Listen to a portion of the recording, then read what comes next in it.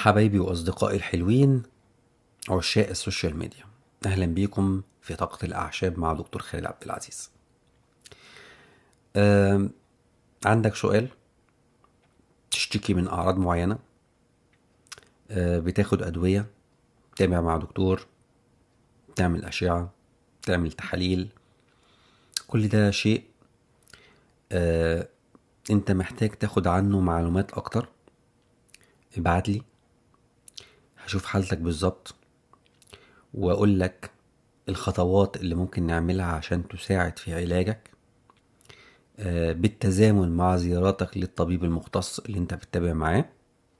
لكن هقدر افيدك بشوية اغذية تقدر ان انت تاخدها، انواع معينة من الاكل ممكن انها تفيد حالتك، انواع معينة من الاعشاب اللي هتبقى محتاجها عشان تدعمك وتساعدك ان انت تتغلب من الاعراض اللي عندك، وربنا يكتب لك الشفاء.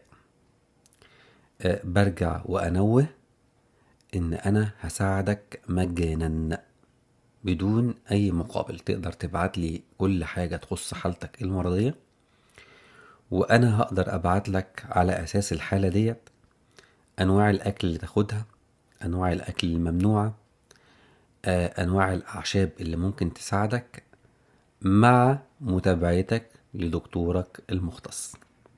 اشوفكم على خير.